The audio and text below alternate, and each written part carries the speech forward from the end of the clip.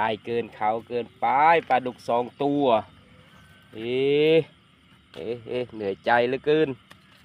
ได้ไม่แบ่งเขาเลยในถุงอีกนู่นน่ะ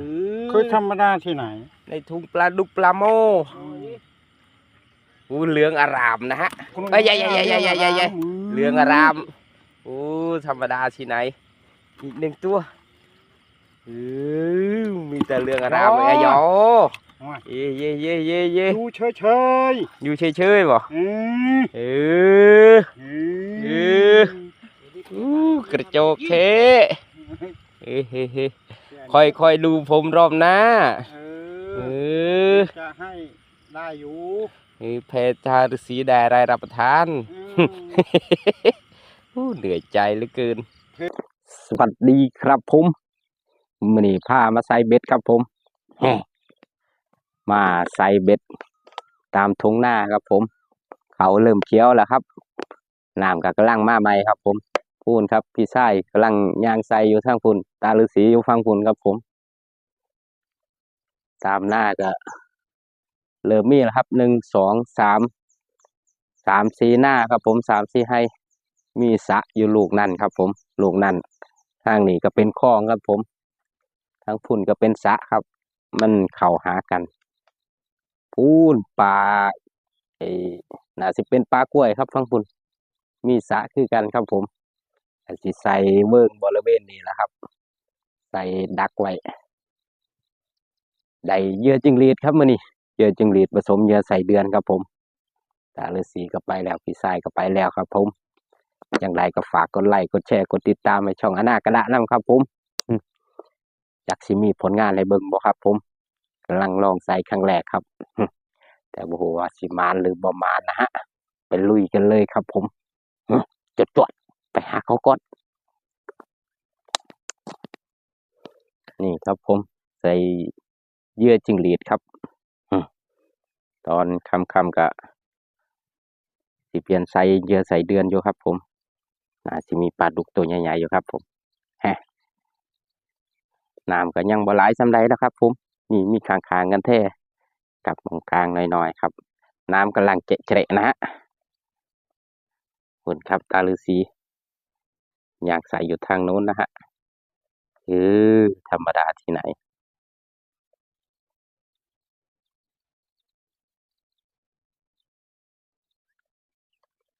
ใส่เหยื่อจิ้งหรีดครับผมเหยื่อจิ้งหรีดทั้งปลาคอทั้งปลาเค็งทั้งปลาดุกกินหมดครับผมตาฤาษีว่าไงบ้างจ๊ะมีเสียงตุบตับบ้างไหมได้ยินบ่ มันอยู่ที่มันจะกินไหมบ่มันต้องกินอยู่แล้วเนาะเสียงมันตุบตับธรรมดาที่ไหน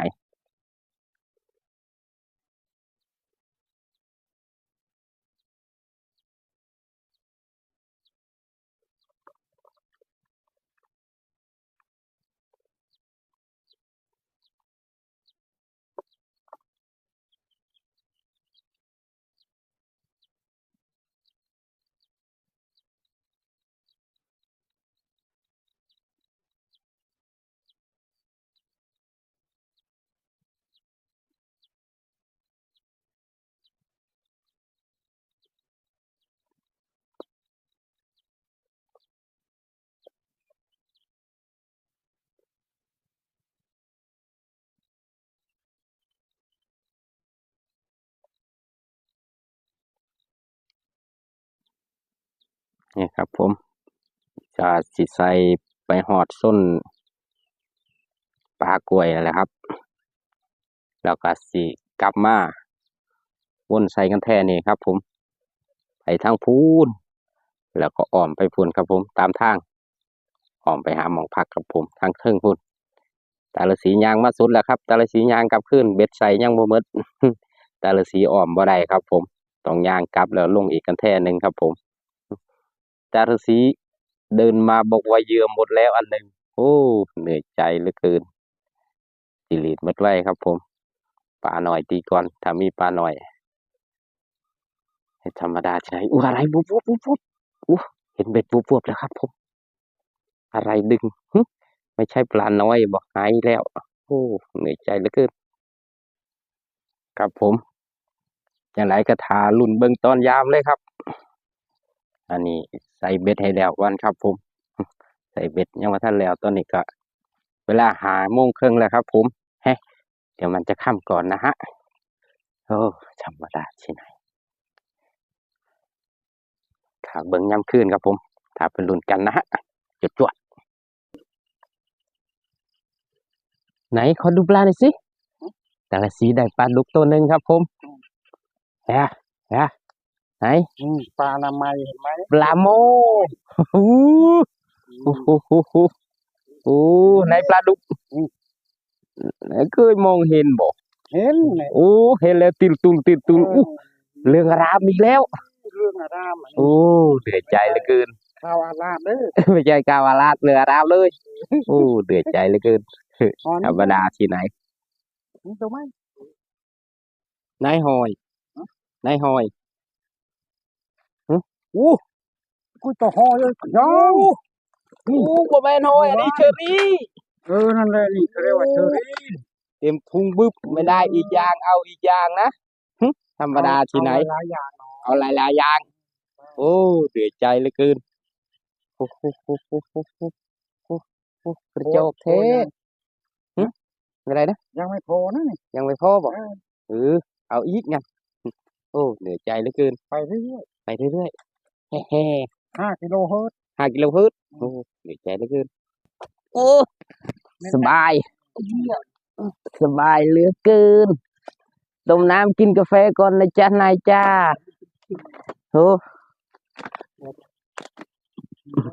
คนแถวนี้เลยมาเพาะจะกินเขาจะเพาะ ผมกำลังมาจากทรงปลาครับผมอยู่เมืองแต่ละสีกับพี่ชายมา บุรีรัมย์ ว่าบุรีรัมย์ไม่ใช่เมืองพี่ชายกับแต่ละสีพยายามเบ็ดแล้วครับ พูละโลบได้พูละ2 ตู้ 3 ตู้ยังบ่ทันได้เห็นหน้าปลาเขาเลยโอ้เห็นของตาฤาษีแล้วหมอใหญ่นึงแล้วก็ปลาแหนง ของพี่ชายไม่อยากให้ดูเลย เดือดใจเหลือเกินปลาคอใหญ่ไปปลาคอใหญ่คืออยู่โอ้โหโอ้ มาร่วมติดมูติดเลย ธรรมดาที่ไหนจ๊ะได้อุ้ยใหญ่เลยนะคือ ผมไป แต่กันทมปลาหมอใหญ่ ต้นกระปุกอันนี้คือธรรมดาเลยนะ ปลาหมอนะรุ่นนี้โอ้มันก็ใหญ่โพูด ก็หมอใหญ่ หมอใหญ่ อันนี้มันก็ใหญ่โพูดอันนี้หมอโอ้ปลาหมอใหญ่ค่ะ เขาจะเรียกว่าหมอใหญ่บ่ โอ้เหนื่อยใจเหลือเกิน พวกพยาบาลเขาเห็นว่านั่นหมอใหญ่มาแล้ว อย่างนั้นนะ แม่เร็ว พูดอย่างนี้กินน้ำดีกว่าเบื่อเหลือเกิน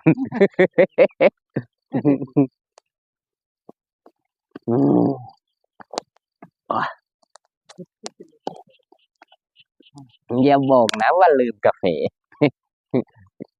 แต่ละสีหอมมาเยอะ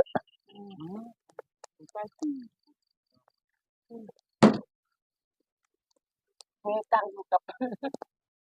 เมตังอยู่กับตรงที่นั่งเล่นหน้าบ้านนั่ง กาแฟไม่ใช่อยู่ในถุงปุ๋ยบ่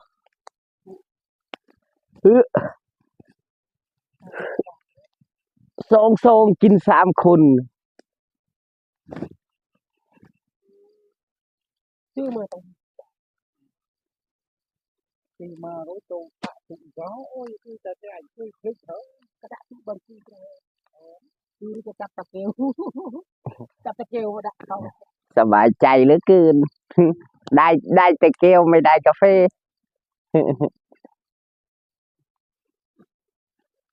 ไม่เป็นไรก็ต้มน้ำกินน้ำร้อน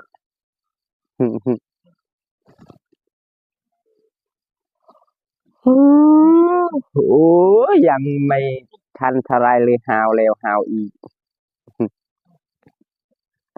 โอ้ยยอดแต่ที่นี่มันก็สนม ยี่อะไรเสียง หลง หลมบ่โอ้ไม่มีหลมนี่เละฝุ่นมันจากหมา มันมีไม่มีลมนี่โอ้วันนี้ไม่หมาบ่วันนี้ฝนมันไม่กล้าหมาหรอกเพราะว่ามีแต่เทวดามาใส่เบ็ด โอ้เสียใจเหลือเกินอย่าบอกนะว่าลืมกาแฟอีกฮะ เด็ดนู่นท้องมูตีใบพอดี ได้กาแฟ3 กระสอบพอดี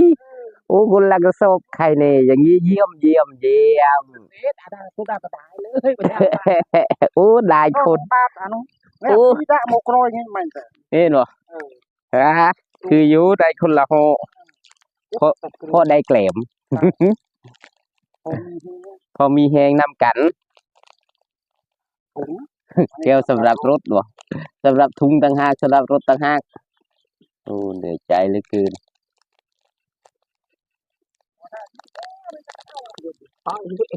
อะไรกระเดาหาแก้วก่อนแก้วเอ้ยแก้วเอ้ยแก้วเอ้ยหาแก้วก่อน โรนเนี่ยบาปลบดีเฮ้ยจับเป็นเลี้ยงตัวว่าแต่อันว่า ร้อนแล้วร้อนแล้ว จับตรงเคยได้ไหมเออก็มัดมุ่งเลย ในน้ำใส่ตั้ง นี่ น้ำใส่ตั้งขวดหนึ่งว่าน้ำหมดก่อนค่ะโอ้เบื่อเหลือเกิน ต้อง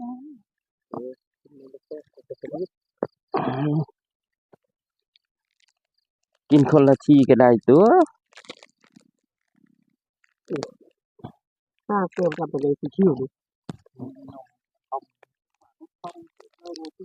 โอ้ อันนั้นถุงแห่อันนี้อันนี้อันนี้แก้วรถ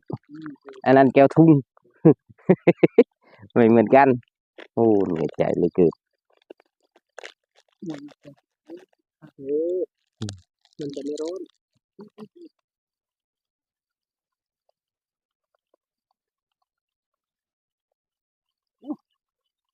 เป็นข้าวมือโอ้ได้โมแต่เองมันบ้านเถอะได้ไงโทรตรง แต่ยายเอ้ยกินกาแฟน้ำลูกน้ำหลาน เดี๋ยวว่านอนหลับก่อนลูกหลานบ่จับปลาใส่เบ็ดลูกหลานอีก บ่ต้องนอน คนรวยนะฮะ ยืดทนหน่อยนะฮะ ให้จับปลาใส่เบ็ดลูกหลานเน่เฮ้ยมาจากไหนสิประมาณ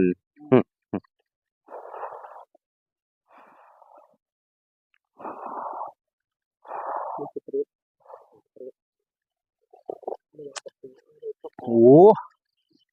ได้มาเลยจ้ะ อร่อยเหลือเกิน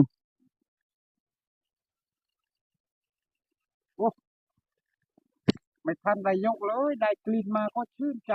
ได้กลิ่นมาก็ชื่นใจโอ้เสียใจเหลยเกิน ทำให้มนุษย์ติด อ่าหายามเบ็ดก่อนครับผมแฮะอันนี้รอบที่2แล้วนะฮะรอบแรกพี่ชายกับตาฤาษียามได้พูละ2-3 ตัวครับผมถ้าเบิ่งรอบนี้ จะได้กี่ตัวนะฮะ จะมีแต้มให้บ้างไหมใส่เหงื่อใส่เดือนครับผมหวังปลาดุกแล้วนะฮะจะมีปลาดุกตัวใหญ่ๆนะครับผมหลังแรกกระมิดหลัง2กระมิดเหมือนเดิมนะจ๊ะใส่เหยื่อไว้ก่อนครับผม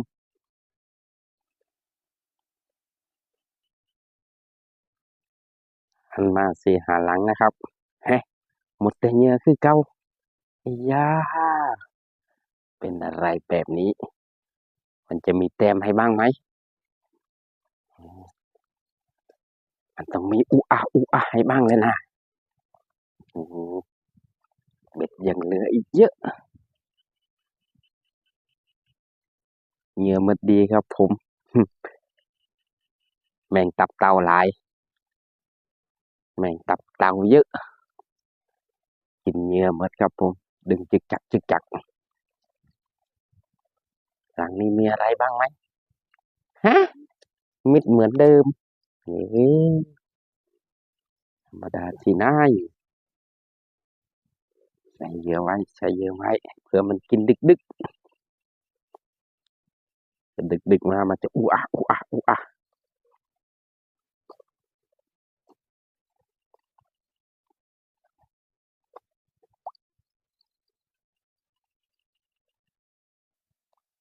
เออเหยื่อหมดสุกขั้นเลยครับผมอู้ตายแบบนี้ ยังบ่พอปลาจักโตวเลยครับผมหมดแต่เหยื่อไม่แน่ไม่แน่เรามีรอบดึกใส่ไว้ก่อนครับผมเบ็ดยังเหลือครับผม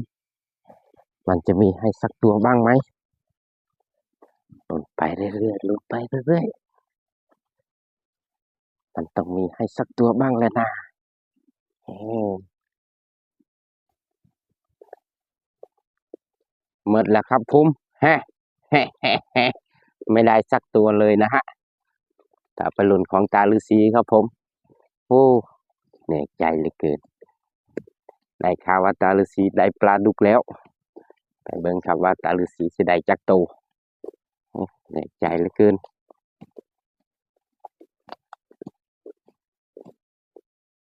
เบิ่งตาฤาษีครับผมได้กี่ตัวได้กี่ตัวจ๊ะ เองบัว โอ้ เอ้ย โอ้โอ้โอ้นี่ได้เกินเขาเกินไปปลาดุก2 ตัวเอ๊ะเหนื่อยใจเหลือเกินได้อะไรไม่แบ่งเขาเลยนี่ในถุงอีก เอ๊ะนู่นน่ะ เอ เคยธรรมดาที่ไหน ในถุงปลาดุกปลาโมอู้เหลืองอารามนะฮะเอ้ยใหญ่เหลืองอารามอู้ธรรมดาที่ไหนอีก1 ตัวมีแต่เหลืองอารามเลยอะยอเย่ดูเฉยอยู่เฉยๆบ่ ๆเออ เอ เอ อ กระโจกเทเฮ้เฮ้เฮ้ค่อยดูผมรอบหน้าเออ จะให้ได้อยู่ เพชรฤาษีได้อะไรรับประทานเหนื่อยใจเหลือเกิน เพเพเด็กน้อยไปทำอะไรกิ อื น หุงข้าวเหมือนเดิม โอ้เหนื่อยใจเหลือเกินดูเชอ นี่ เชอรี่กับพอเชอรี่นี่เต็มกระสอบแล้วโอ้เอาอะไรเยอะแยะเทเออ รวมไปแล้วไปกลับ3 กิโล ไปกลับ3 กิโลโอ้เหนื่อยใจเหลือเกินโอ้พักก่อนก่อนครับผมเฮ้กาลุ้นเบิ่งรอบต่อไปครับว่าจะมานหรือไม่มานนะฮะเพตาฤาษีรอบนี้โอ้คนอะไรแบบนี้ อันนี้ขนาดทำเล่นๆนะ ทำเล่นๆเหรออีเดี๋ยวรอบหน้าเดี๋ยวป๋องจะทำเล่นๆให้ดู เดี๋ยวจะรู้ว่าป๋องหมานขนาดไหน มันเป็นไม่ว่านี่เจอพ้องเล่นมันขนม คนไว้ไม่ใช่สนามบ่โอ้เหนื่อยใจเหลือเกิน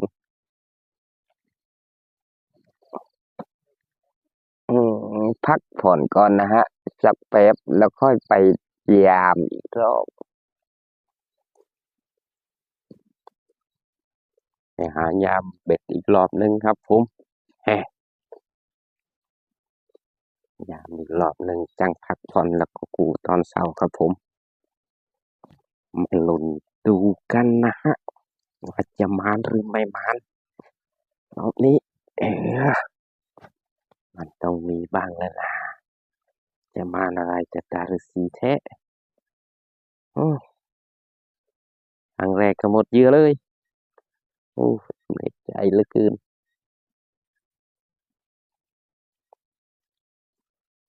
ลุ้นต่อครับผม หมดแต่เหยื่อโอ้ธรรมดาที่ไหนมีอะไรบ้างไหมยุบ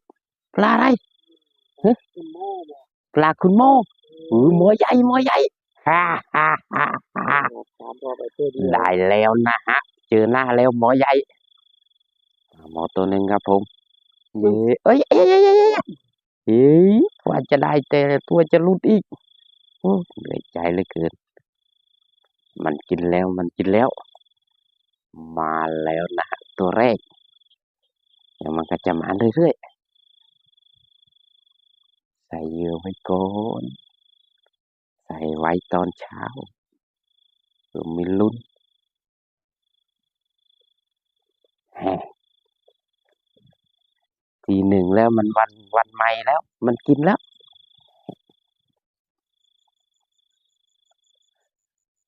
เหงื่อหมดสุกคันเลยครับผมนี่ฮะธรรมดาที่ไหนอืมเติมเหยื่ออะไรเลยตามมุมกันเททำงานไหมไม่ทำอีกแล้วอายาตามมุมกันเทไปเห็นงานเลยครับผมธรรมดาตามมุมกันเทมันไม่เคยพลาดนะ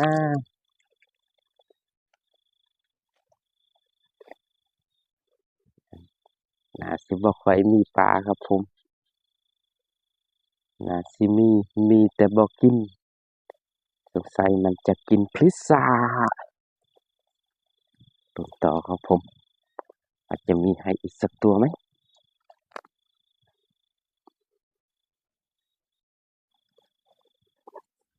มันจะมีอะไรบ้างไหมอะไรจึกจึกจึกจึกตับเต่าอู้นึกว่าแต่ปลาดึงแมงตับเต่านี่บ่กินเหยื่อหมดโกนตับเต่านี่เยอะจริงๆเลยดึงเบ็ดจึกจักเลยครับผมแมงตับเต่าโอ้เหนื่อยใจเหลือเกินไหน ไม่เอาจะเอารอบสุดท้าย จะเอารอบสุดท้าย เออ โอ้ละอู้ งวดนี้เอาหอยก้น โอ้เก็บเต็มถังแล้วโหย ถ้าเอาปลามาด้วยก็ไม่มีอะไรใส่ห้อย โอ้ เอาปลามาด้วยจะไม่มีอะไรใส่ห้อย เลยต้องเอาหอยมาก้น โอ้มีเหตุผลเมื่อกี้ก็ไม่เอาปลาหมอหนึ่งตัว อือ แค่นี้เนี่ย อี เอารอบสุดท้าย นี่อย่าเอาเยอะ เดี๋ยวกินไม่หมด โอ้ แมวแค่ตัวเดียว แมวแค่ตัวเดียวอีเผ็ดอะไร แม พูน ว เหนื่อยใจเหลือเกิน แม่นแล้วบ่โอ้หานอนพักผ่อนนะฮะ ใช่เลยถึงเวลาพักผ่อน ถึงเวลาพักผ่อน เดินมาก็หลายโล เดินมาก็หลายรอบแล้วรอกูตอนเช้าทีเดียวเลย แม่น อืมได้เวลาบรรทมแล้วนะฮะ บัดผมไม่รู้จัก บรรทมไม่รู้จักรู้แต่นอน แม่น โอ้เหนื่อยใจเหลือเกินนอนแล้ว เออ อืม เชิญตามสบายนะฮะ เจ็บ แห ฮัลโหล ครับผมดีซีแล้วครับอ่ากูเบ็ดครับผม ว่าจะมาหรือไม่มานะฮะสุดท้ายแล้วครับผมจะมีตัวให้บ้างไหมเฮ้เฮ้สามหลังแล้วนะฮะ ยังมิดจับเลยจะมาให้สักตัวเนี่ยบอหลอกเจ้าจะมีสักตัวให้แล้วนะเอ๊ะ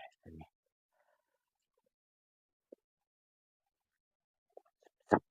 บตุ้มตามไม่ตุ้มไม่ตามเลยตุ้มตามสักตัวสิ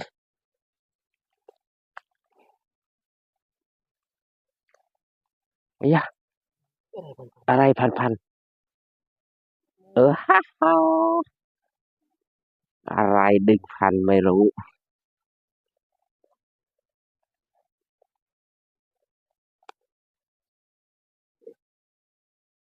ปลาอะไรปลาโมเฮ้ โอ้ ปลาหมอตัวหนึ่งครับผมเฮ้ยธรรมดาที่ไหน ได้แล้วรอบเช้าปลาหมอหนึ่งตัวเฮ้เฮ้เฮ้เมื่อคืนหนึ่งตัวตอนนี้กับตัวหนึ่งโอ้ธรรมดาที่ไหนได้แล้วเฮ้มาแล้วนะฮะเต็มสะสมเรื่อยๆอาหารแมวมาแล้วหนึ่งตัวครับว่าสิมีอีกบ่จะมีอาหารแมวอีกไหมเกือบถึงทางแล้วครับผมกำลังเห็นปลาหมอตัวเดียวนี่มันต้องมีอีกเลยนะ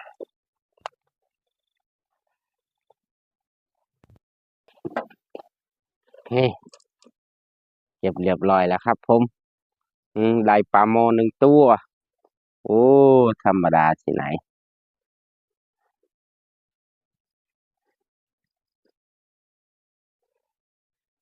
เบิ่งผลงานรวมครับผมเฮ้ตาละสีจะได้กี่ตัวยังบ่พอหน้าปลาเลยครับผมหน้าปลารอบแรกได้ตัวขนาดไหน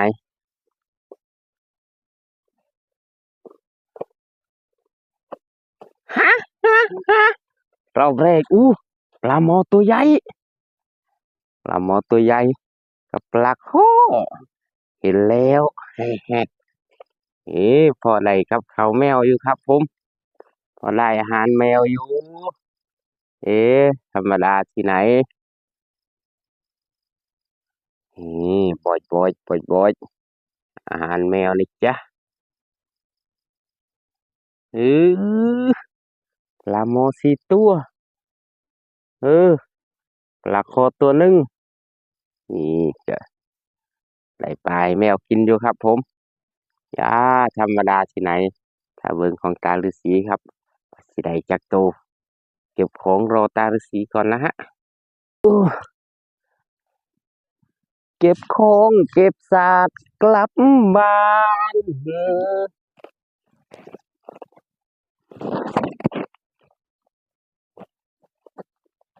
เฮ้ไม่อยากจะคุย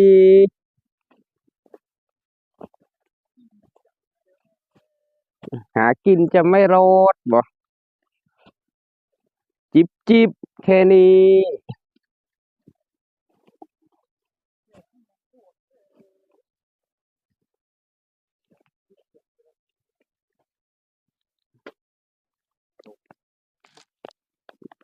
ได้ปลาโมปีเถือบมาตู้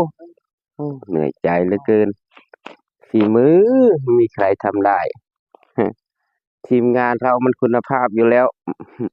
รอบนี้ไม่มานรอบหน้าเอาไหมเออสนับเกลือนไทยเก็บของ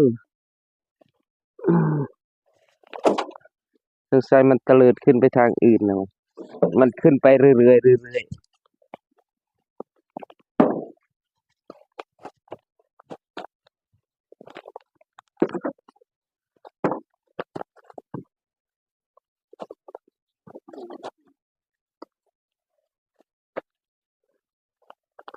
รอบหน้า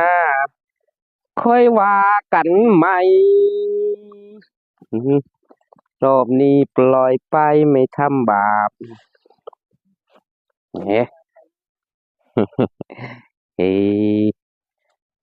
วันนี้อยังน้อยก็ได้บรรยากาศมาฝากพี่น้องเด้ออืมมันก็มีมือมานบ่มานมือบ่มานก็สิเงี้ยอย่างนี้แหละอย่างน้อยก็ได้บรรยากาศนอนคืนใส่เบ็ด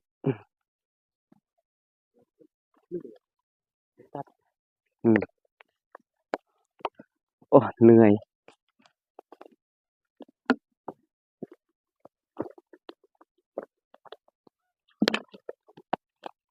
ว้าเมื่อไหร่คำนี้ถือว่ามาแล้ว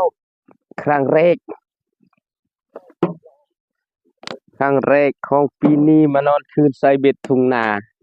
คำนี้ถือว่ามานอยู่อ่าครับผมเก็บของกลับบ้านก่อนครับพอได้อยู่แต่ละสีได้ปลาลูก งามๆ3ตัวหอยเชอรี่งามๆ1ถังซีเฮ้ธรรมดาสิได้จังไดก็ฝากกดไลค์กดแชร์กดติดตามให้ช่องอนาก็ได้นะครับผมสำหรับคลิปนี้ สวัสดีนะฮะบายบายเช้าแล้วโอ้แจ๋ว